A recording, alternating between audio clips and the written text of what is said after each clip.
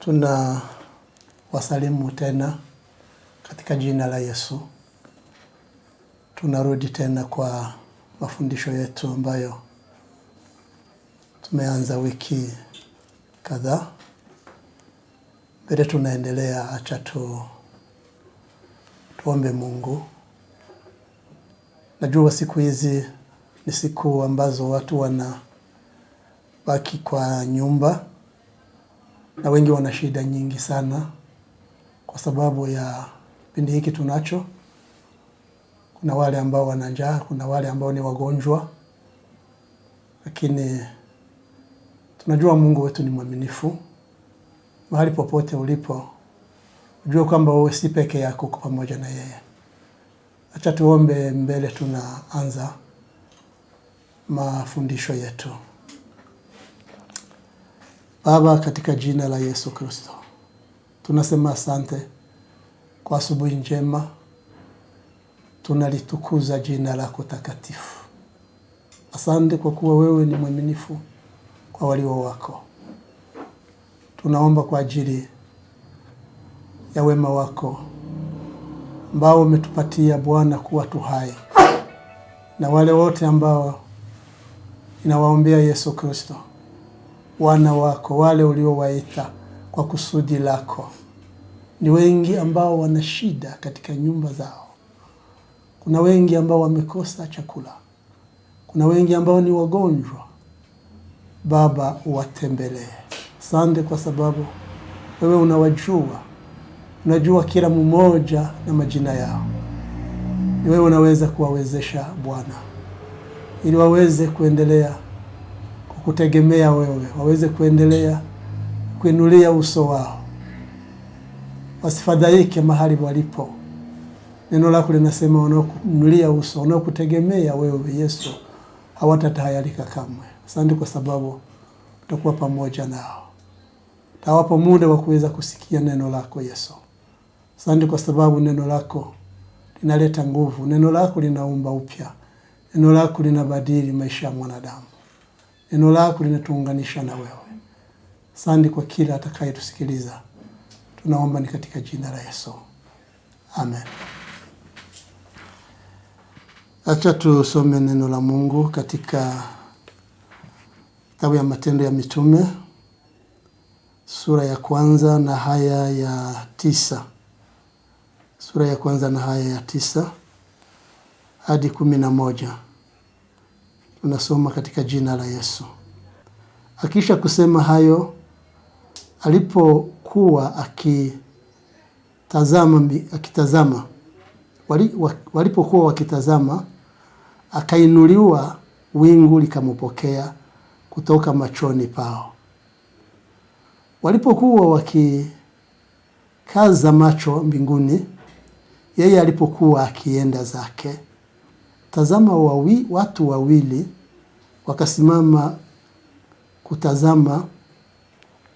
wakasimama karibu nao, wenye nguo nyeupe, kwa kusema, enyi watu wa Galilaya, mbona mnasimama mkitazama mbinguni? Huyu Yesu aliyechukuliwa kutoka kwenu kwenda juu mbinguni, atakuja jinsi hiyo hiyo mlivyomuona akienda zake mbinguni. Amen. Tunasoma ni sehemu ya pili katika sura hii ya Matendo ya Mitume. Tuko kwa kipindi ambacho cha siku 40 Yesu akiwa hapa duniani baada ya ufufuo. Nilisema nitaendelea kuwafunza kwa nini Yesu aliendelea kubaki hapa duniani baada ya ufufuo. Na tayari tulikwisha kujifunza mambo hayo. Tuliongea kama mambo kama 3-4. Wiki iliyopita tulisema juu ya ahadi ambayo aliwapatia. Aliwaambia ya kwamba ingawa tayari nimekwisha kuwatayarisha. Lengo tulisema ni matayarisho kwa kazi kubwa ambayo alikuwa anawaachia. Ile kazi imemleta hapa duniani kutafuta na kuokoa kile kilichopotea. Ndio ilikuwa lengo zaidi, kuwatayarisha. Na baadaye akawapa ahadi, akawaletea ahadi ya Baba kwamba msiende kabla hamjapokea hiyo ahadi. Ni nguvu za Mungu zitokazo juu ambazo zinawawezesha kufanya kazi, hata kama wamesoma, hata kama aliwafunza, hata kama amefungua akili zao ili waweze kuelewa na maandiko matakatifu, lakini aliona ni vema wangoje ahadi ya Baba. Na Biblia inasema, tunaposoma pale kwa Luka sura 24 na mstari wa 50, Biblia inatuambia kwamba akawaongoza hata Betania. Ni hapa linyakuliwa wakiwa hapo. Akainua mikono yake, akawabariki, na baada ya kuwabariki, hapo ndipo alinyakuliwa kutoka kati yao. Hapa tunasoma ya kwamba baada ya maneno hayo, katika sura hii Matendo ya Mitume, tangu aya ya 1 hadi 8, inaongea juu ya siku hizo 40. Kazi Yesu alifanya siku hizo zote.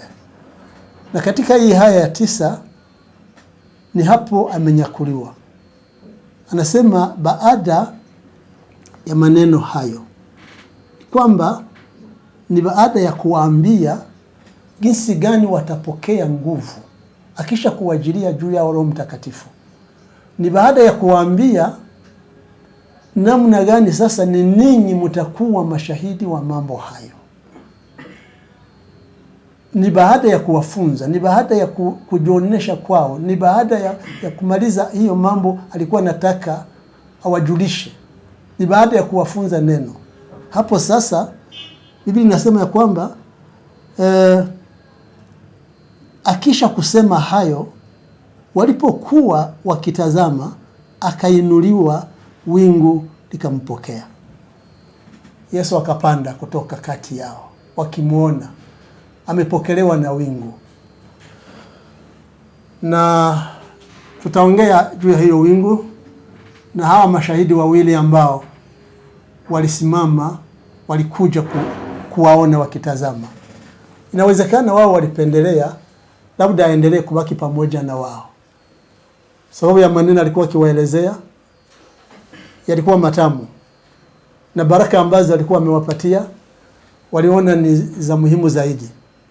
Lakini kwa ghafla akanyakuliwa, akatoka katikati yao, akapanda wakimuona, na wakaendelea kuinua macho yao wakimtazama jinsi gani alivyokuwa akipanda. Kweli Yesu ameenda mbinguni. Hakuna mashaka kwamba Yesu hajaenda mbinguni. Ingawa kuna wale ambao wana mashaka na wanasema kwamba Yesu hajaenda mbinguni. Ndugu, ni kuambia kwamba siku hizi kuna mafundisho tofauti sana, na wale hawakubali kwamba Yesu alienda mbinguni. Lakini Biblia inasema wazi ya kwamba alienda mbinguni. Mashahidi wawili, wanaume wawili wenye kuvaa nguo nyeupe, walisimama hapo na wakawaona jinsi gani wanatazama mbinguni. Kawauliza, enyi wanaume wa Galilaya, mbona mnainua macho yenu mkitazama mbinguni? Huyu Yesu ambaye mnamuona kinyakuliwa kutoka kati yenu atarudi jinsi hiyo hiyo, jinsi mnavyomuona ameenda. Hiyo pia ni ahadi ambayo wanahakikisha kwamba Yesu atarudi. Na yeye mwenyewe alisema ya kwamba nitarudi. Ninaenda kuwatengenezea mahali, lakini nitarudi. Tuna ahadi ya kwamba Yesu atarudi. Na baadaye Biblia inasema ya kwamba amepokelewa katika wingu. Kuna wingu ambalo limempokea. Katika Agano la Kale, wingu ni mfano wa utukufu wa Mungu. Taifa la Mungu jangwani waliongozwa na wingu.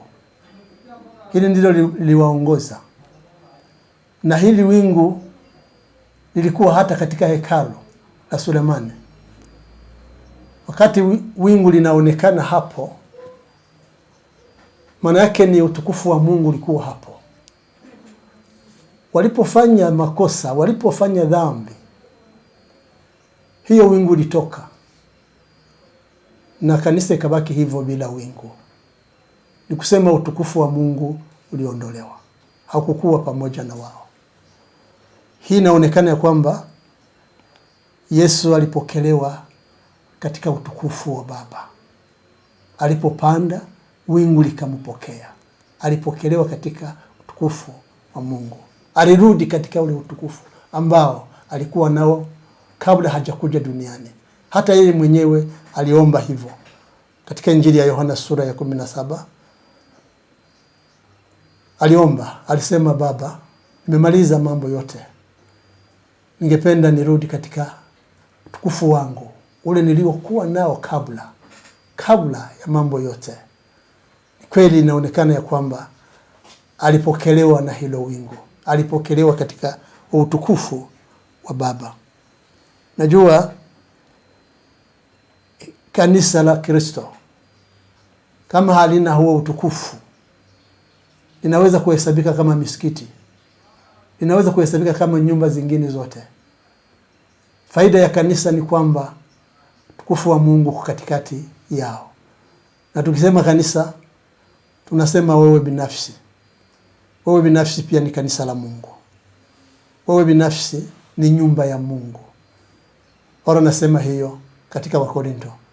Sema ya kwamba mioyo yenu ni hekalu la Roho Mtakatifu. Roho wa Mungu anakaa ndani yenu. Wakati unatembea bila Roho wa Mungu, bila utukufu wa Mungu, makanisa mengi siku hizi inakosa huo utukufu. Na ndiyo maana kunakuwa machafuko mengi sana katika kanisa la leo. Machafuko ni mengi, vita ni nyingi. Unakuta hata wengi wanafanya magomvi ndani ya kanisa, wanachapana hata kuchapana. Siamini kwamba wakati mnachapana ndani ya kanisa, kama utukufu wa Mungu uko hapo, kama tayari mmepoteza huo utukufu.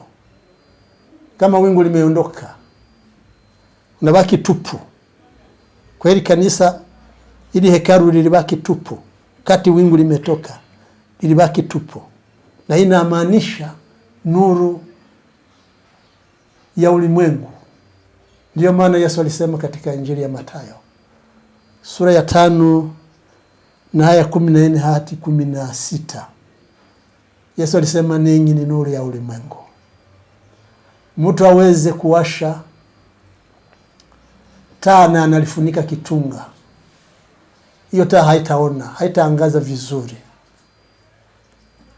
Lakini analiweka juu ya kiwango, inaangazia wale wote.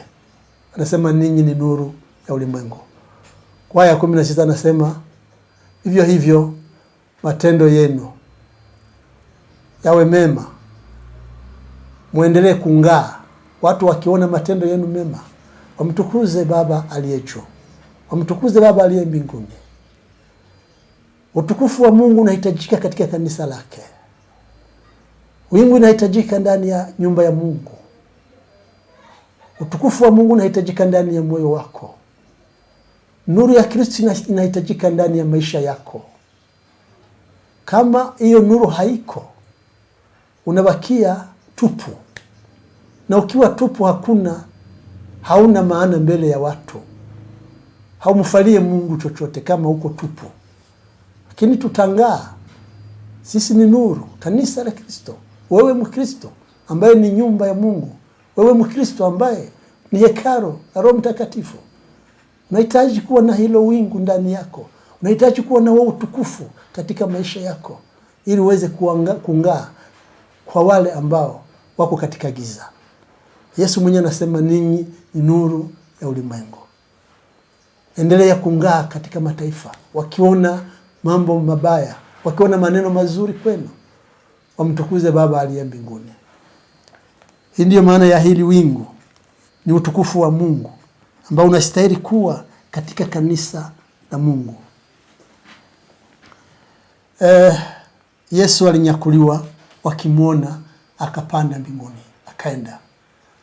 Na wakati huo hakukuwa ndege.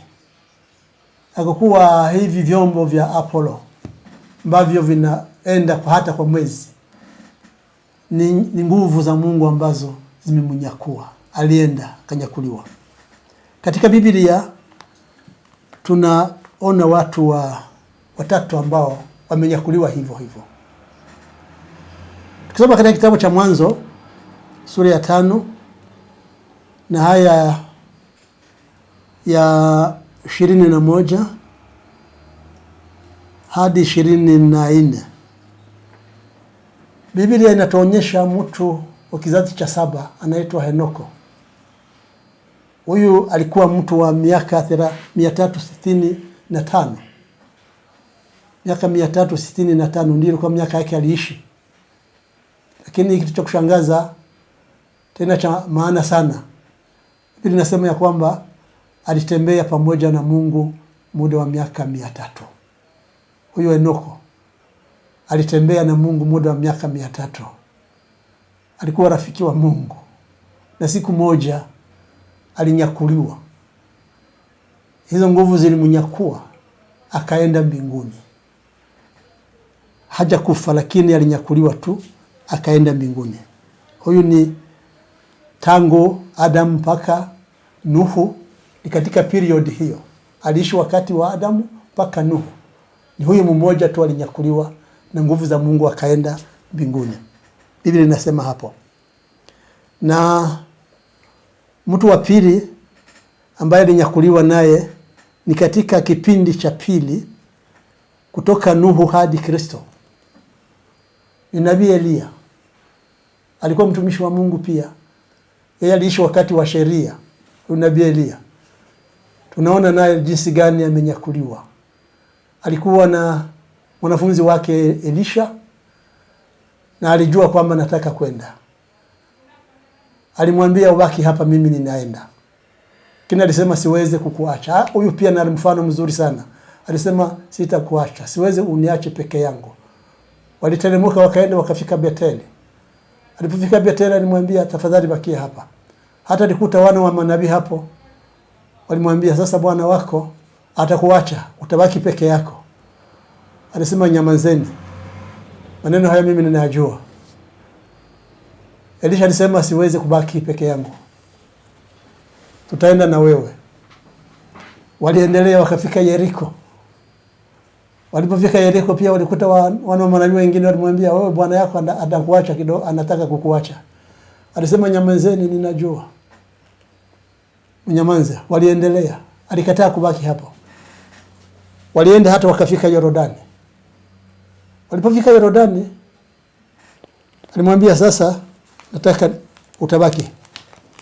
Alivua nguo yake, kapiga maji, moto ikapasuka vipande viwili, wakavuka. Walipofika ngambo ya Yordani alimwambia sasa naona muda wangu sasa unakaribia. Omba kitu nataka nikupatie. Alimwambia ninataka roho yako maradufu. Ilikuwa ngumu kwake. Alisema hayo mambo unaomba ni kama magumu kwangu, sijue nitafanya nini. Alimwambia lakini sasa ukiniona nikienda utapata kile ambacho unatamani. Na mara moja walipokuwa wakiongea, yeye pia alinyakuliwa. Nguvu za Mungu zimemnyakua. Akaanza kulalamika. Elisha alilalamika akiona jinsi gani mtumishi wa Mungu anapanda naenda. Na alipofika juu aliacha koti yake ikamwangukia. Basi alifurahi. Alirudi na hiyo. Alisema hii kama hii ndio ili leta moto wa Yordani na katika, acha na mimi niende na hii. Alirudi na hiyo. Kama alirudi na utukufu, alirudi na hizo nguvu. Tukeshe wa ndugu.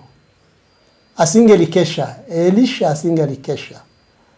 Asingelimuona, angebaki vile vile. Angerudi bila chochote. Ni vizuri tukae macho. Na ndiyo maana Yesu aliwaambia wanafunzi ile wakati alikuwa Getsemane. 26 Mathayo na aya 41 nasema kesheni, msije mkaingie majaribu. Saa nyingine unaweza kuingia majaribu sababu ya kutokukesha. Kwa sababu haujakesha, majaribu inakujia. Vizuri kukesha ili tusipitiwe na utukufu na baraka hizo kutoka kwa Mungu. Tukikesha, bila shaka tutapata baraka za Mungu. Bila shaka Yesu atakubariki, sababu yeye pia anakesha juu yako. Wiki jana tulisema jinsi gani yeye mwenyewe anatuombea. Anaketi mkono wa kuume wa Mungu Baba akiwaombea. Huyo Roho Mtakatifu anatuombea kwa sababu tunaomba jinsi ambavyo haistahili. Tunapoomba jinsi ambavyo hanastahili, kwa sababu yeye anaendelea kukesha juu ya walio wake, anatuombea. Analeta ripoti nzuri kwa Baba yake ili tusiendelee kupapasa. Elisha alimuona na akamwachia. Alikesha kusudi asipoteze hizo baraka. Na watatu ambaye aliyenyakuliwa ni huyu Yesu Kristo. Yeye ni tofauti na wale wawili. Yesu kwanza alikufa. Na baada ya kufa, kuna nguvu ambazo zimemtoa mautini. Kuna nguvu ambazo zimemtoa katika kaburi, mahali alikuwa amezikwa. Kuna nguvu za Mungu zimemtoa hapo. Hizo ndizo tulikuwa tunaongea wiki jana. Ni nguvu za ajabu.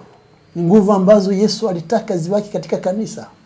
Zile zilizomfufua Yesu alizibaki katika kanisa lake. Zinabaki ndani yako. Na hizi ndizo zilizomnyakua wakati alipokuwa hapo akizungumza na wanafunzi wake. Baada ya kuwatengeneza, baada ya kuwatayarisha, baada ya kuwafunza neno, hizi ndizo zilimnyakua. Ilimubidi aende, arudi mbinguni, sababu yeye mwenyewe alisema ni vizuri, ni neema kwenu, ni faida kwenu ikiwa mimi nitaenda. Sababu nisipoenda, huyo msaidizi hawezi kuja.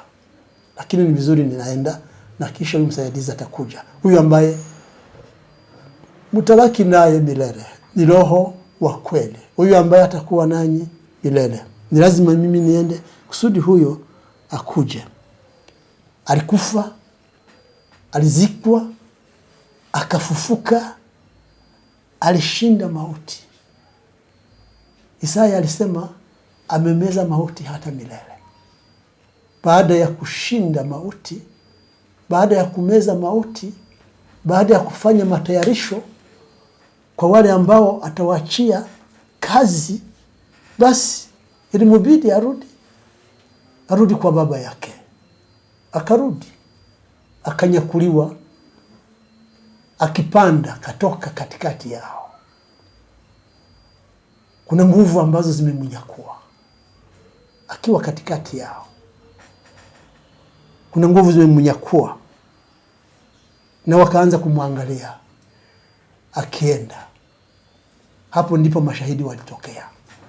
Wakawaambia, huyu Yesu, enyi waume wa Galilaya, mbona mnainua macho yenu mkitazama juu? Huyu Yesu ambaye mnamuona amenyakuliwa kutoka kati yenu, atarudi tena. Atarudi vile vile mnavyomuona akienda mbinguni. Hiyo ni ahadi ya kwamba atarudi. Ni kama alirudi katika utukufu wake ule ambao alikuwa nao kabla ya dunia kuumbwa. Kabla ya hii dunia kuweko, Yesu alirudi katika ule utukufu. Alipokelewa na utukufu wa Baba. Katika Wafilipi sura ya 1 na aya ya 9 hadi 11, kuna jambo Biblia inasema. Alipokuwa katika ubinadamu, hali ya ubinadamu, alinyenyekea sana.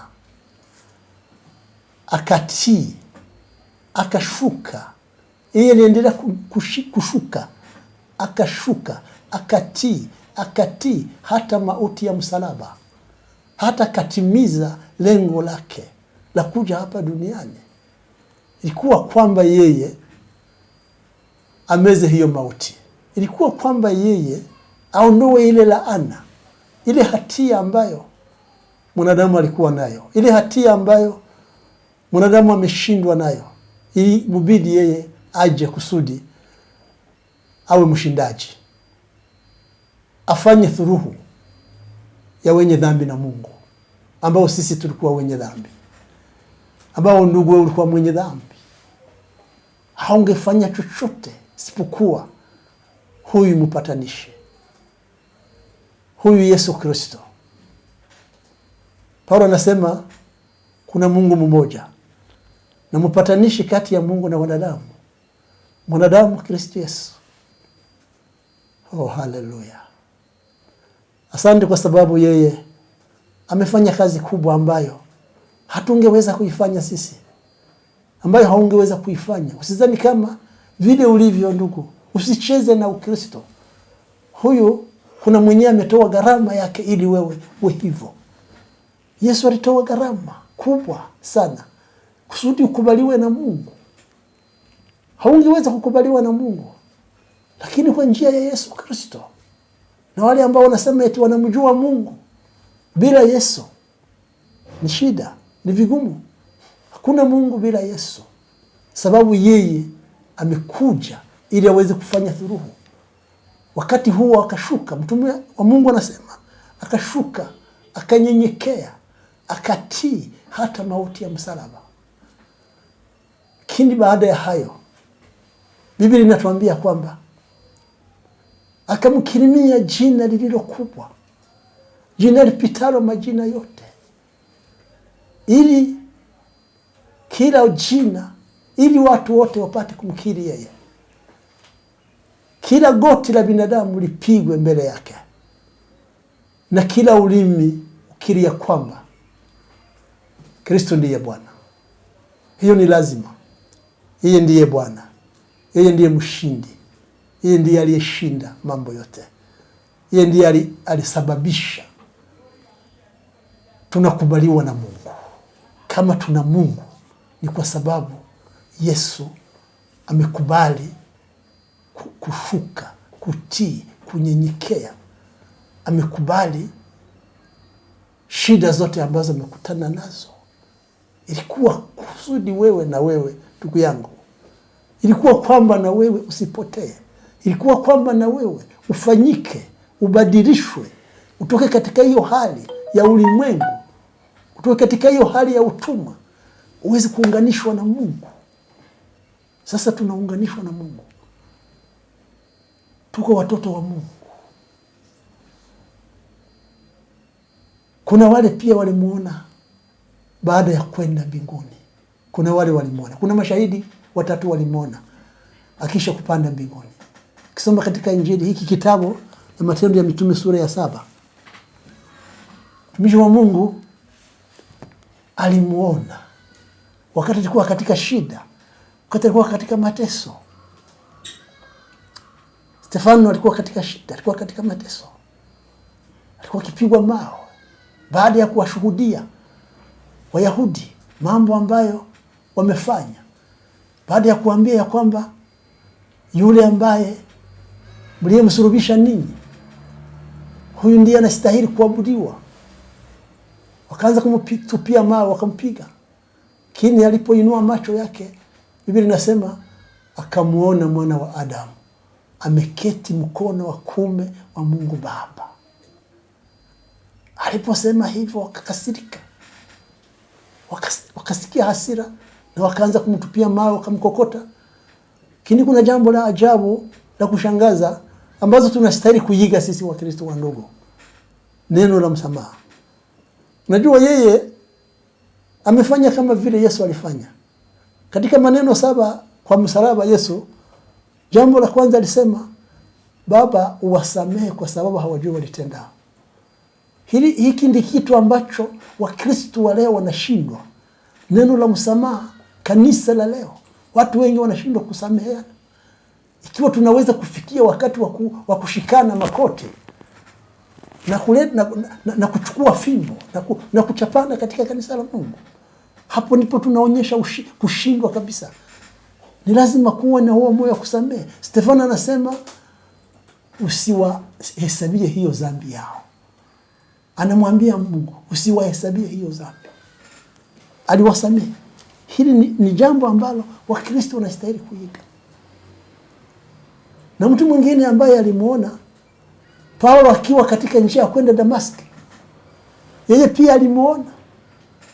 Alipokutana na yeye, nasema Bwana wangu. Alikuwa shujaa. Alikutana na yeye. Na siku walimtupia mawe huyu Stefano. Huyu Saulo alikuwa hapo kabla ya kupata jina la Paulo. Alikuwa hapo. Aliona jinsi gani ameuawa. Na alikuwa shujaa wa kutesa kanisa la Mungu. Usitishwe na mateso ndugu. Yesu yuko hai. Kama tunakuwa katika shida siku hizi za ugonjwa, hii janga ambayo inatawala ulimwengu wote, usitishwe na hii. Yesu yuko hai. Yesu ameshinda ulimwengu. Yesu ameshinda mauti. Simama katika kweli ya neno la Mungu. Omba uongozi wa Roho Mtakatifu. Hawezi kukusaidia, hawezi kukuongoza. Huyu ndiye ambaye atakuletea moyo wa toba, moyo wa msamaha, kujua kusamehea wengine. Yohana pia naye alimuona, alishuhudia. Soma waraka wa kwanza wa Yohana sura ya 1. Anasema yule ambaye tulimsikia, yule ambaye macho yetu ikamuona, tukamuona na macho yetu, na mikono yetu ikampapasa. Yeye alishuhudia kwamba alimuona, ingawa alikuwa bado wakati huo. Na Ufunuo sura ya 1 na aya ya 1 utaona jinsi gani alishuhudia, jinsi gani alimuona. Alimuona Bwana akiwa mbinguni. Hao wanashuhudia kwamba alikuwa mbinguni. Amemaliza kazi yake yote. Anaketi mkono wa kuume wa Mungu Baba, akiwaombea watakatifu wake. Wewe si peke ndugu yangu, usiogope. Yesu yuko hai milele na milele. Hata wakati atakaporudi tena kutunyakua wale ambao wako tayari. Si wote watanyakuliwa. Biblia inasema wazi. Si wote, sababu wengine wanadhubaa. Wanazubalishwa na ulimwengu wa leo. Kuna watu wengi wanadhubaa. Ulimwengu unawadhubalisha. Wanasahau. Macho yao imefungwa. Yule mungu wa dunia hii amepofusha fikra zao. Paulo anasema wazi. Anasema ya kwamba kama injili yetu imesitirika, ni kwa wale ambao wasioamini. Wanani hao? Wale ambao mungu wa dunia hii amepofusha fikra zao. Nuru ya injili isiwazukie. Hao hawataenda kwa sababu wanadhubaa. Wako ndani ya kanisa lakini wanadhubaa. Hata watumishi wengi wanadhubaa. Na wale wanapigana si wa Kristo. Hata watumishi wanapigana. Wale wanaitwa wachungaji wanapigana katika kanisa. Hiyo ni kudhubaa. Kama Elisha angedhubaa, hangepata chochote. Tusizubae wa ndugu, msizubae. Tuna ahadi. Wakati mtadhubaa, Yesu atakuja. Hata kama wewe unadhubaa, hautamzuia Yesu kutokuja. Kudhubaa kwako hakutamzuia Yesu asikuje. Atakuja. Msizubae. Muwe macho. Muwe macho. Yesu yuko karibu kuja. Msizubae. Tungoje, anakuja. Akija, akute tuko tayari. Akukute uko tayari kusudi uende mbinguni. Usibaki katika dunia hii. Ukibaki katika dunia hii, utapata cha mtema kuni. Waislamu wataanza kukutupia mawe. Ukiwadanganya kujiita Mkristo. Sasa mbona wewe umebaki? Sababu wao hawatanyakuliwa. Wale wote wasiokuwa ndani ya Yesu Kristo hawatanyakuliwa. Kila yeyote asiyekuwa na Roho Mtakatifu hatanyakuliwa. Hizo nguvu ambazo Yesu ameacha katika kanisa ni hizo ndizo zitakunyakua. Fanya hima, fanya nguvu zote kusudi huo Roho Mtakatifu akae ndani ya maisha yako ili aweze kukunyakua. Siku Yesu atarudi, hizo nguvu ndizo zitakunyakua. Asante kwa sababu unabaki mwaminifu ndugu. Asante kwa sababu unaendelea kuwa mwaminifu katika maisha yako. Usizubalishwe na mambo ya ulimwengu. Usizubalishwe na vitisho ambavyo tunakumbana navyo. Wewe si wa kwanza kujaribiwa. Yesu amejaribiwa. Mitume wake wamejaribiwa. Labda inawezekana haujafikia hata kiwango cha wao. Wewe haujafikia kiwango. Majaribu yako haijafikia kiwango cha wao. Gari ni kidogo sana na unaanguka. Simama imara. Biblia inahitaji tusimame imara. Tuendelee kuwa waaminifu katika maisha yetu. Kanisa la Bwana, muendelee kuwa waaminifu katika maisha ya Ukristo. Msizubae. Ndio maana Paulo anawaambia Wagalatia, enyi Wagalatia, msiokuwa na akili, nani aliyewaroga? Ni kwa sababu walizubaa, ni kwa sababu walienda pembeni ya kinyume cha mapenzi ya Mungu. Walitaka kuacha ukweli wa neno la Mungu, wanafuata mambo yao wenyewe. Tusizubae. Yesu karibu kuja. Tubaki tayari. Siku Yesu atakuja, siku parapanda italia. Zile nguvu za Yesu Kristo, za Roho Mtakatifu, hizo ndizo zitakunyakua, unakutana na Yesu pale hewani. Bwana alibariki neno lake. Acha niombe neno. Mungu aendelee. Roho Mtakatifu aendelee kukufunza mahali ulipo. Uwe na hiyo hamu sana ya kusoma neno. Uwe na hiyo hamu sana ya kuwa katika hali ya kungoja kurudi kwa Yesu Kristo. Baba, katika jina la Yesu, tunakushukuru kwa upendo wako. Asante kwa sababu umeshinda dunia. Asante kwa sababu umeshinda ulimwengu. Asante kwa Roho wako Mtakatifu ambaye tumepewa kutoka kwako Bwana. Asante kwa uaminifu wako kwa kanisa lako. Asante kwa sababu wewe ndiwe Bwana wa kanisa. Asante kwa sababu ulisema ya kwamba hata milango ya kuzimu haitalishinda kamwe. Ninaombea huyu dada, ninaombea huyu baba, ninaombea mvulana na msichana, ninawaombea wote ambao wanalifuata neno lako Bwana. Watie nguvu Yesu Kristo. Roho wako Mtakatifu aendelee kuwa pamoja nao. Roho Mtakatifu aendelee kuwashika. Roho Mtakatifu aendelee kuwafunza. Roho Mtakatifu aendelee kuwa pamoja nao. Nao waendelee kuwa waaminifu hata siku ile utakapokuja kulichukua kanisa lako. Asante Yesu Kristo kwa uaminifu wako. Asante kwa upendo wako. Ni katika jina la Kristo tunaomba. Amen.